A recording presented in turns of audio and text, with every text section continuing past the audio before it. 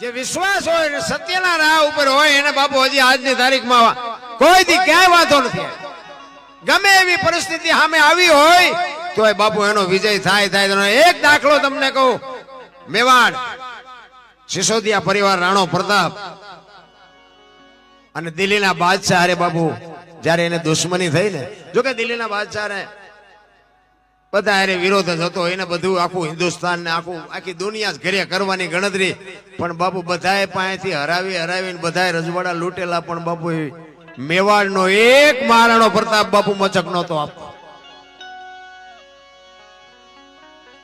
અને એની ઉપર જયારે ચડાઈ કરે અને મહારાણાને એમ થાય કે આની પાસે લશ્કર એટલું છે, એની પાસે સાધનો એટલા છે, આની સામે હું લડીને જીતી ન શકું અને હું એને નમીએ ન શકું, એટલે પોતાના સૈનિકો લઈ અને ડુંગરના ગાળામાં ચાલ્યો જાય છે. 400 સૈનિક છે રાણા પ્રતાપ પાસે. દિલ્હીના બાદશાહ 22,000 સૈનિકની ફોજ છે. ડુંગરના ગાળામાં વહી જાય. 2 દી 5 દી 15 દી થાય, બાપુ ખાવા જોઈએ એમાં તો કોઈને હાલે નહીં. ઘોડાના મોઢાના બાંધવાના પાવળામાં બાજરો ચોટ્યો હોય, ખંખેરીને 2 દી ખાધા અને દી કાઢ્યા. રાણો પ્રતાપ વિચાર કરે, આમ તો હારું ક્યાં સુધી જીવવું,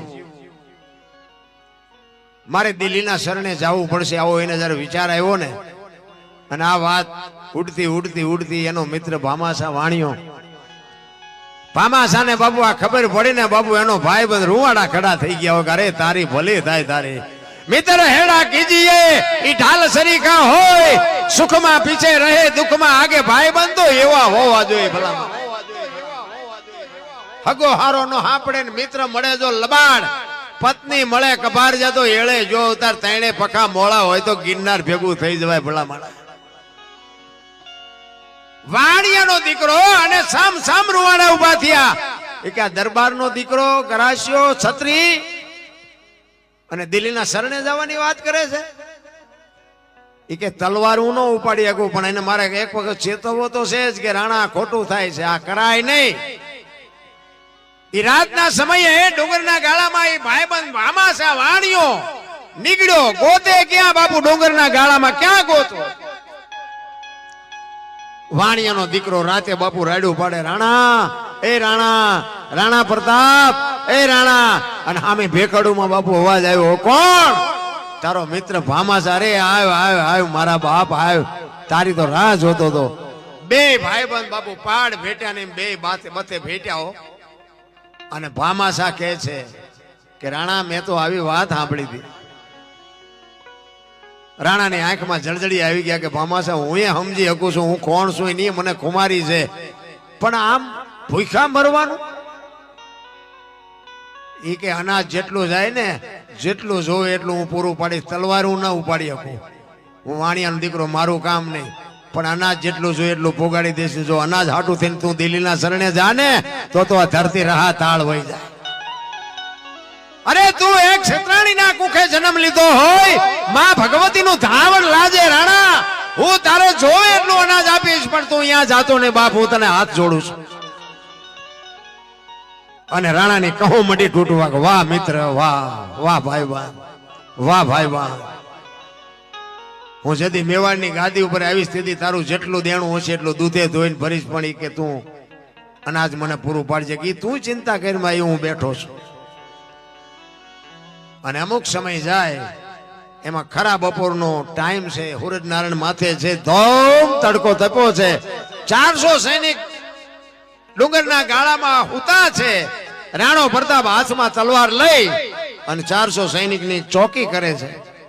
એ વખતે એક માલધારી સમાજના એક બેન ને એક ભાઈ બે નીકળ્યા અને રાણાએ કીધું કે અહીંયા તડકો છે, પાણી પીવો પછી જાજો.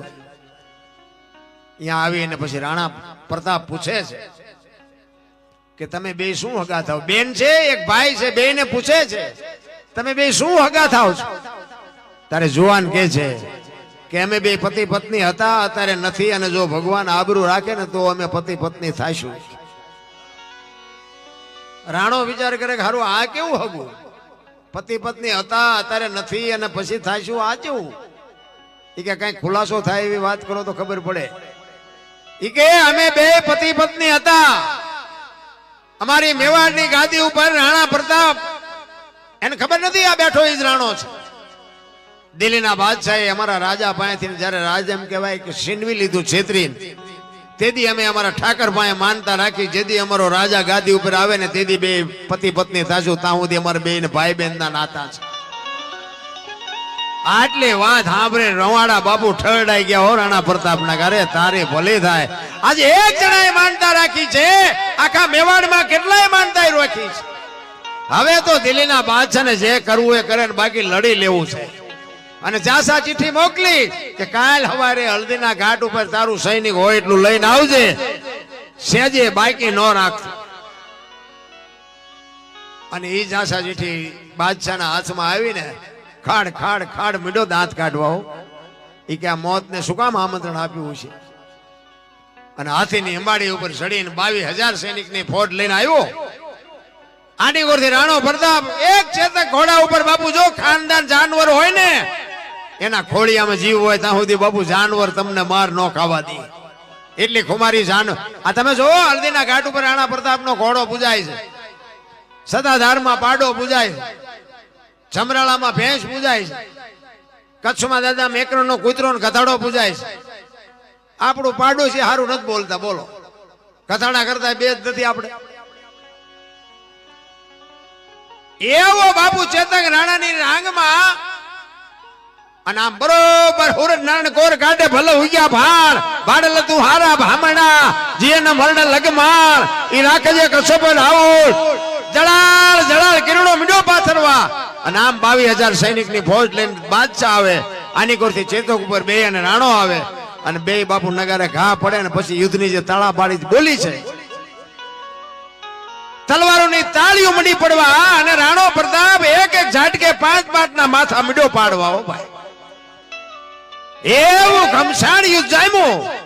દિલ્હીનો બાદશાહ હાથીની ઉપાડી પર બેઠો બેઠો વિચાર કરે છે કે વાહ રાણા વાહ વાહ, તારી જનેતાને ધન્યવાદ દેવાય. હું આ 22,000 ને રોટલા દઉં છું, પણ તારા જેવા જો મારી પાસે 10 હોય ને આખા હિન્દુસ્તાનમાં કોઈને રાજ ન કરવા દો. વાહ ક્ષત્રાણીના કુંવર વાહ, શું તારા મારે વખાણ. બાપુ ખા કરતા આવડે તો દુશ્મન ને વખાણ કરવા પડે.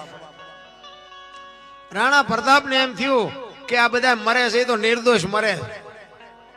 આમાં ડખો તો બાદશાહ નો મારો બેનો છે. બાદશાહ ને દેખાડું કે ગરાણીના ધાવણમાં તાકાત કેટલી હોય. બાપુ એ તો જે કરતા હોય કરે. અત્યારે તો બધા બાયું ચડાવે છે, વાતમાં કાંઈ છે નહીં. એ તો ખરા ખરીના ખેલ આવે ત્યાં ખબર પડે. રાણાએ વિચાર કર્યો કે બાદશાહને કઈક દેખાડું, નકર એને પાછો વનમાં કઈક વેમ રહી જાય. હવે હાથીની અમારી ઉપર તો અહીંયા પુગાય એવું નહોતું. ઘોડો લઈ ગયો ભાઈ હાથીની પાસે અને ત્યાં જઈને બાબુ રાણો હાકલ કરીને કે બાદશાહ ઉતર હેઠો.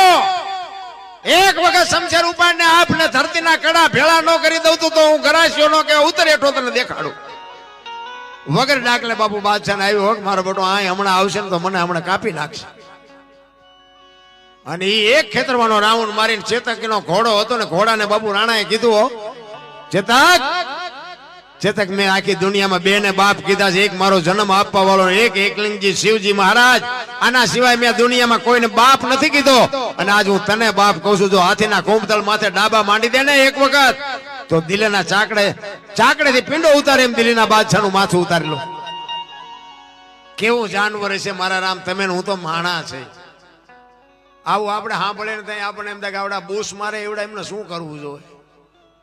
આપણે જોઈએ છીએ તો આપણને એમ થાય કે એક જાનવર એની ખુમારી નથી ચૂક્યો. અને માણાએ કામ કર્યું હોય ને તો માણા બાપુ ભૂલી જાય. એક ખેતરવાનો રાઉન્ડ મારી અને રાણા એક ચેતક ને કીધું કે બેટા એક વાર વિયો જા. અને બાપુ જબાંગ ઝાક લઈને બાપુ રાણો ને છોડ્યો હો ચેતક ને. પેગડામાં પગ ભરાવી ઉભો થઈ ગયો, ઘોડા માથે દાંત કચકચાવી ઉઘાડી તલવાર, ચારે પગ હંકે લઈને વંટોળીઓ જાય એમ ગયો ચેતક. હાથીના કોંભતળ માથે ડાબા માંડ્યા ને એક ઝાટકો માર્યો ને હાથીના 2 ભાગ થઈ ગયા. ભાઈ વિચાર કરજો, આ અમુક વાત છે ને આપણા મગજમાં બે આવવાની નથી, કારણ કે આપણે ઉંદરડા નથી મારી શકતા, હાથી છે ના કાપી. એટલે આપણને વાત બે નહીં પણ 100% સત્ય વાત છે કે એક જ ઝાટકાએ રાણા પ્રતાપે દિલના બાદશાહનો હાથીના 2 ભાગ કરી નાખ્યા હતા. એ સત્ય છે. માને એને મુબારક, ન માને એને મુબારક. આપણે કોઈને મનાવવા નથી. કારણ કે અમુક હજી મેવાડમાં અમુક વસ્તુ બધી હાચવેલી પડી છે. તલવારું બલવારું બખ્તર ને ભાલા ને બધું તમે એકવાર જોવો તો આપણને અનુમાન થોડું ઘણું આવે કે હારું આપણે 8 જણા ભેગા થાય ત્યાં ઉપડે એવું છે. હવે આને એક વ્યક્તિ ઉપાડતો હોય એટલે થોડુંક માનવું તો પડે. પછી ન માને એને કઈ મનાવવાની જરૂર નથી. ઈ 2 ભાગ કરી ગયા. હાથી પડ્યો રાણો ઘોડા ઉપરથી બાપુ ચેતક બાપુ આંખો નીકળી ગઈ અને દિલ્હીનો બાદશાહ બાપુ ભાગ્ય નીકળ્યો. ચેતકના છેલ્લા શ્વાસ હાલતા હતા, આંખો નીકળી ગઈ અને રાણો બાપુ ચેતકની પાસે આવી અને ખોળામાં માછું લઈ અને ચેતકને રાણો કહે છે કે રાણા ચેતક, તે આજ જે મારું કામ કર્યું ને બાપુ હગો ભાઈ ન કરે એવું તે કામ કર્યું છે. બાપા આજ તારા જીવને ગતિ આપી દે. કારણ કે તે આજ જે મારું કામ કર્યું એના ઋણમાંથી હું કોઈ દી જિંદગીમાં ન છૂટી શકું. પણ ચેતકનો જીવ નીકળતો નથી. રાણો કહે છે તારો શેમાં જીવ છે? તું કહેતો મંદિર બંધાવું, તું કહેતો હવેડા બાંધવું, તું કહેતો ચબૂતરા બાંધવું, પણ તારો જીવ કેમ નથી નીકળતો? તેથી ચેતક, જો બાપુ દ્રષ્ટાંત ખોટું હોય એનો હેતુ સાચો હોય. ચેતક રાણાને કહે છે કે મારે બંધાવવાની કાંઈ જરૂર નથી અને મારો જીવ નથી જતો એનું કારણ એક જ છે કે હું મરું છું એની વાત નથી. પણ મને દુઃખ એ વાતનું છે કે તને ઘરથી આ સુધી મેદાન સુધી લઈ આવ્યો અને મેદાનથી ઘર સુધી ન પુગાડી ગયો એનો મને અફસોસ છે. મર્યો એનો વાંધો નથી, પણ મને એટલી જો ભગવાને શક્તિ આપી હોત ને કે હું આને ઘર સુધી પુગાડી શકું, હું અધવચ્ચે તમને મૂકું છું ને, એ વાતનું મને દુઃખ છે.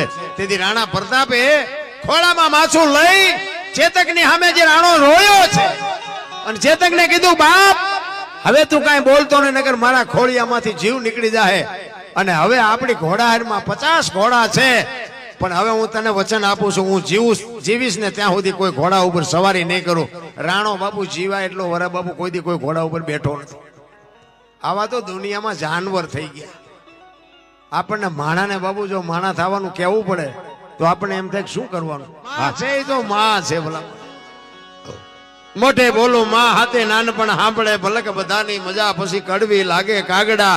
હું તો એમ કહું કે આપણી ઘરની માને જો આપણે હાસવી લેશું ને તો આ માં અડધી રાતે આપણું કામ કરશે. ઈ માને પેલા આપણે જાળવવાની છે. આપણી માં છે ને એને જાળવું એટલે આ માં બાપુ તમને હાચવે હાચવે ને હાચવે, એમાં તમારે ખીલી ન વાગે અને ઇતિહાસ તમારે ખોલવાની છૂટ. પણ જ્યાં ધર્મ ધ્રુજો પુરુષ નથી પૂગી ગયો ત્યાં દેશની આબરૂ બાપુ દીકરીઓએ રાખી છે. તમે કયો એટલા દાખલા આપો. એટલા જ માટે મહાપુરુષોએ બાપુ જનેતાને ઊંચામાં ઊંચું પદ આપ્યું છે. કહેવાનો મારો અર્થ એ છે